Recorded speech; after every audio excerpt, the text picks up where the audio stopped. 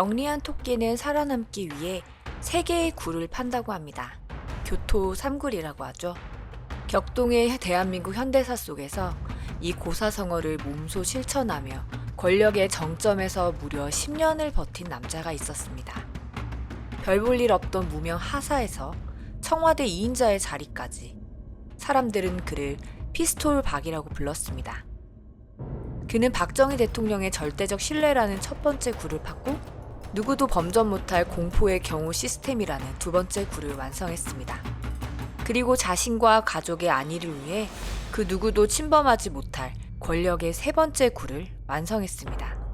하지만 1974년 8월 15일 광복절 기념식장에서 울려 퍼진 단 몇 발의 총성은 그가 평생을 바쳐 판 굴들을 뿌리채 뒤흔들어 놓았습니다.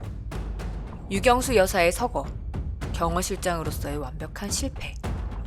모든 것이 끝났다고 생각했던 순간 그는 어떻게 숙청의 칼날을 피하고 끝까지 살아남아 권력의 끈을 놓지 않았을까요? 그리고 그 화려했던 권력의 그림자 속에서 남겨진 가족들은 어떤 운명을 맞이했을까요?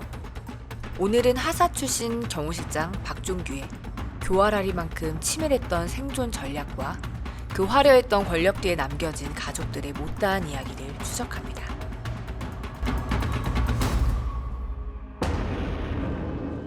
두 남자의 운명적인 만남은 1947년으로 거슬러 올라갑니다.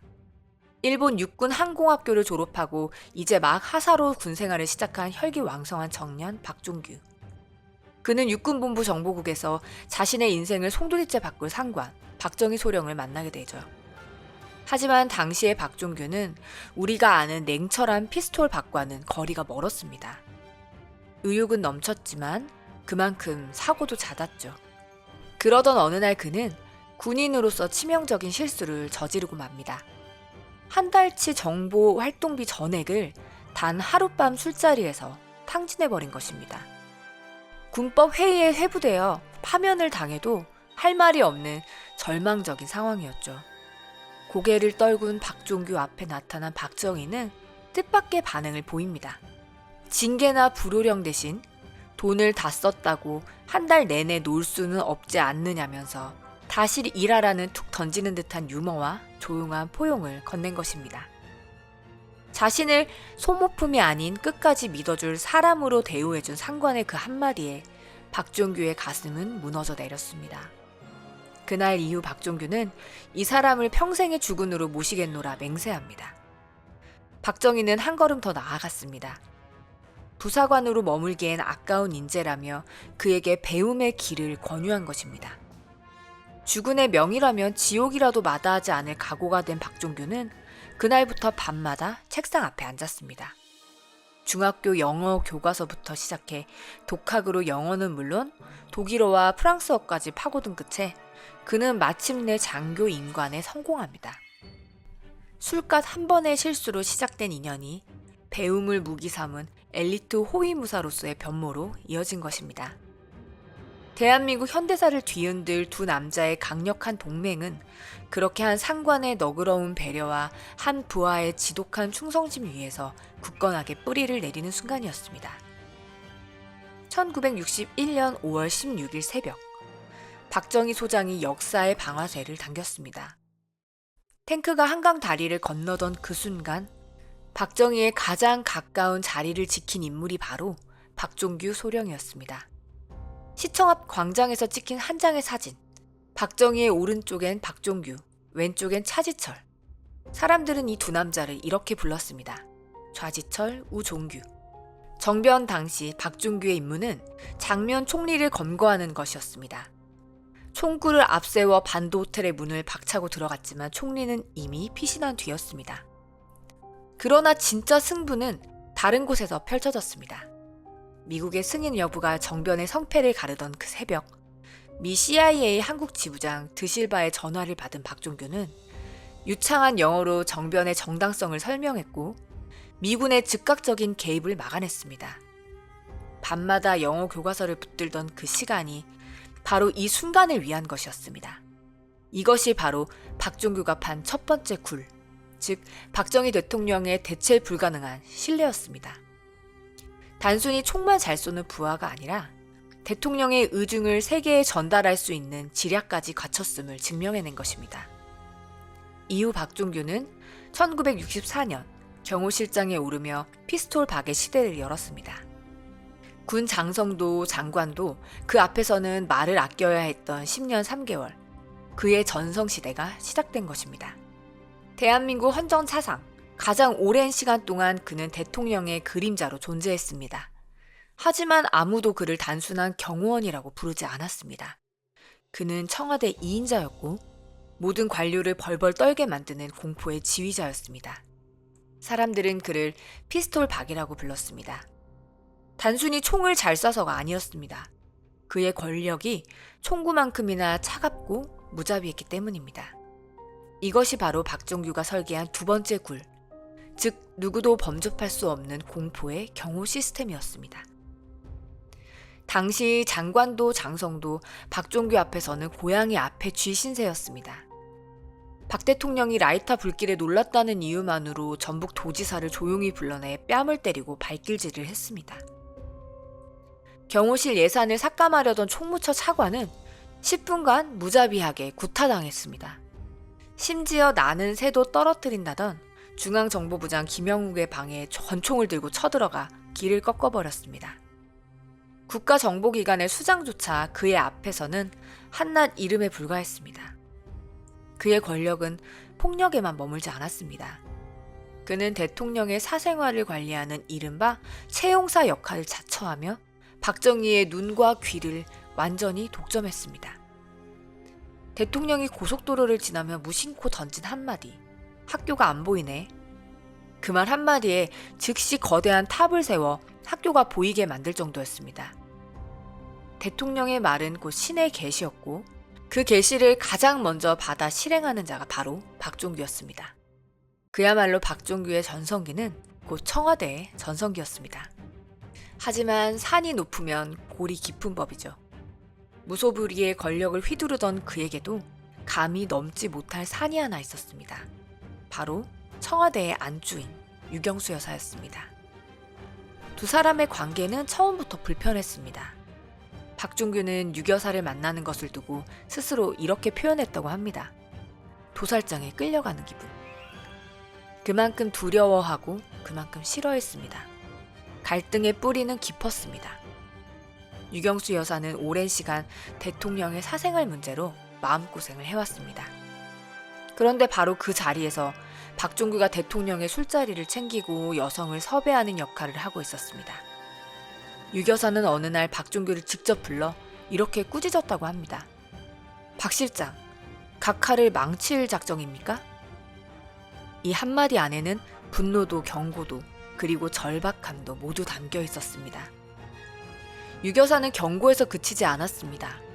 청와대 수석비서관 홍종철을 불러 박종규 가족의 이권 개입, 인사 청탁 등 각종 비리 정보를 극비리에 수집하도록 지시했습니다. 사실상의 숙청 시도였습니다.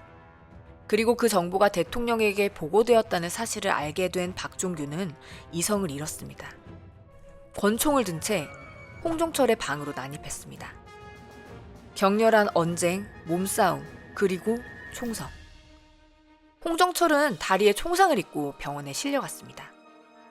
이 사건은 공식적으로 우발적 사고로 처리되었지만 청와대 안에서 그 의미를 모르는 사람은 없었죠. 박종규의 권력은 이제 성역 없는 폭력으로 이어지고 있었습니다. 청렴한 성품의 유경수 여사에게는 만취해서 고함을 지르고 장관들에게 주먹을 휘두르는 박종규는 결코 용납할 수 없는 존재였습니다. 두 사람의 충돌은 단순한 기싸움이 아니었습니다. 그것은 청와대 권력 구조에 생긴 거대한 균열이었고 언제 터질지 모르는 시한폭탄이었습니다. 그리고 그 폭탄은 머지않아 대한민국 전체를 뒤흔드는 비극으로 터지게 됩니다. 1974년 8월 15일 무더위가 기승을 부리던 그날 광복절 기념식이 열린 국립극장은 환호와 박수 소리로 가득했습니다. 연단에선 박정희 대통령의 목소리가 울려 퍼지는 평화로운 오전. 하지만 그 고요함은 단 몇 발의 총성으로 산산조각이 납니다. 제1교포 문세광이 권총을 꺼내들고 대통령을 향해 방아쇠를 당겼습니다. 현장은 순식간에 아수라장이 되었고 비명이 가득한 혼란 속에서 돌이킬 수 없는 비극이 찾아옵니다. 총탄 한 발이 박 대통령 옆에 앉아있던 유경수 여사의 머리를 관통한 것입니다. 그 순간 모든 시선이 한 남자의 손끝으로 쏠렸습니다. 대한민국 최고의 명사수 피스톨박 박종규 경호실장. 그는 즉시 권총을 꺼내들려고 했습니다. 하지만 10년 넘게 몸의 일부처럼 차고 다녔던 그 권총이 절체절명의 순간 그의 손에서 미끄러져 바닥에 떨어지고 만 것입니다. 총은 겁을 주기 위한 도구라며 권력을 휘둘렀던 명사수. 하지만 정작 죽음과 여사를 지켜야 했던 마지막 1초, 그의 손에는 아무것도 들려있지 않았습니다. 유경수 여사는 그날 저녁 끝내 눈을 감았습니다. 국민의 슬픔과 분노 속에서 경호실에 대한 신뢰는 완전히 무너졌습니다. 박 대통령은 오랜 세월을 곁을 지킨 그를 곧바로 내치진 않았지만 경호 실패라는 치명적인 낙인은 피할 수 없었습니다. 그리고 얼마 지나지 않아 박종규는 10년 3개월이라는 헌정사상 최장수 경호실장의 기록을 뒤로 한 채 조용히 자리에서 물러납니다. 권력의 정점에서 총구 하나로 세상을 호령하던 피스톨 박의 시대가 그렇게 허망하게 막을 내렸습니다. 유경수 여사를 지키지 못한 실패. 사람들은 말했습니다. 이제 피스톨 박의 시대는 끝났다고. 주군을 지키지 못한 경호실장에게 남은 것은 비참한 숙청뿐이라고 말이죠. 하지만 박종규는 생각보다 훨씬 더 영리하고 치밀한 사내였습니다. 그는 권력의 정점에 있을 때 이미 아무도 모르게 자신만의 세 번째 굴을 깊이 파내려 가고 있었습니다. 그 첫 번째 설계는 바로 땅이었습니다. 1960년대 말 박종규는 서울시장 김현옥에게 장래성이 가장 높은 것을 직접 물었습니다.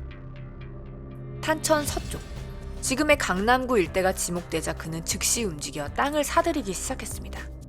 훗날 이 일대의 땅값은 수천 배까지 치솟았고 이 막대한 자금은 정권의 통치 자금인 동시에 박종규를 재벌급 자산가로 만들어준 든든한 경제적 요새가 되었습니다. 하지만 돈보다 더 무서운 굴은 바로 사람이었습니다. 박종규는 미래의 권력이 어디에서 나올지 정확히 꿰뚫고 있었습니다. 1973년 윤필용 사건으로 군내 사조직 하나회가 해체될 위기에 처했을 때 그는 박정희 대통령을 직접 설득해 전두환과 노태우를 끝까지 옹호하며 살려냈습니다. 사실상의 후원자가 됨으로써 아직 오지 않은 미래 권력에 조용히 줄을 댄 것입니다. 그의 계산은 정확히 맞아떨어졌습니다. 1979년 박정희 사후 측근들이 줄줄이 숙청될 때도 박종규만은 살아남았습니다. 전두환은 자신의 은인을 내치지 않고 오히려 그를 IOC 위원으로 밀어주며 화려하게 부활시켰습니다. 권력의 무대는 바뀌었지만 그는 여전히 그 위에 서 있었습니다. 주군을 향한 절대적 신뢰라는 첫 번째 굴, 무소불위의 경호 권력이라는 두 번째 굴, 그리고 막대한 재산과 하나의 인맥이라는 세 번째 굴까지. 영리한 토끼는 굴을 세게 판다는 교토 3굴의 고사성어를 박종규는 누구보다 치밀하게 실천했습니다. 정권이 바뀌고 시대가 변해도 그는 결코 무너지지 않는 불사조였습니다. 박종규가 설계한 전략은 땅과 인맥뿐만이 아니었습니다. 그는 1970년 경남대학교의 전신인 삼양학원 이사장에 취임하며 교육계에도 깊숙이 뿌리를 내렸습니다. 권력의 정점에서 세운 이 학교는 언젠가 정계에서 밀려나더라도 돌아갈 수 있는 최후의 보루였습니다. 하지만 영원할 것 같았던 그의 생존 전략도 죽음 앞에서는 무력했죠. 세 개의 굴을 완성하고 새로운 도약을 꿈꾸던 1985년, 박종규는 가난 판정을 받고 55세라는 이른 나이에 세상을 떠납니다. 무소불위의 권력을 휘두르며 불사조라 불렸던 사내의 허망한 최후였습니다. 그런데 여기서 흥미로운 인물이 등장합니다. 바로 그의 친동생 박재규입니다. 형이 권총을 차고 세상을 호령하던 그 시절, 동생은 미국에서 정치학 박사 학위를 받고 형이 세운 대학에서 조용히 학생들을 가르치는 학자의 길을 걷고 있었습니다. 형은 보수 정권의 칼날이었고 동생은 민주화 시대를 지지하는 지식인이었습니다. 한 집안에서 한국 현대사의 극과 극이 공존했던 셈입니다. 형이 세상을 떠난 뒤 동생 박재규의 행보는 더욱 화려해졌습니다. 김대중 정부에서 통일부 장관을 지내며 남북 정상회담을 이끌었고 이후 20년 넘게 경남대학교 총장 자리를 지키며 학교를 반석 위에 올려놓았습니다. 형의 그림자를 딛고 올라선 동생의 성공, 겉으로 보기엔 그랬습니다. 하지만 그 화려함 뒤에는 차마 말 못할 가족사의 비극이 숨겨져 있었습니다.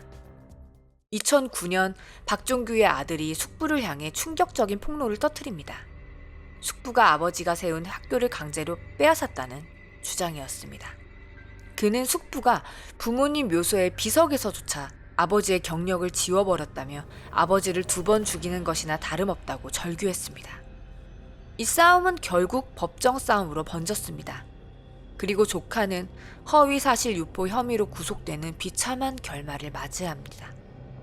형 박종규가 가족의 안위를 위해 그토록 공들여 판 3번째 굴이 역설적으로 사후의 가족들을 갈라놓는 비극의 씨앗이 된 것입니다. 권력은 사라졌고 땅은 남았으며 가족은 무너졌습니다. 오늘 우리는 대한민국 현대사의 가장 차가운 그림자 피스톨박 박종규에 대해 알아보았습니다. 그는 박정희 대통령의 절대적 신뢰라는 첫 번째 굴을 팠고 공포의 경호 시스템이라는 2번째 굴을 세웠으며 막대한 재산과 인맥이라는 3번째 굴까지 완성했습니다.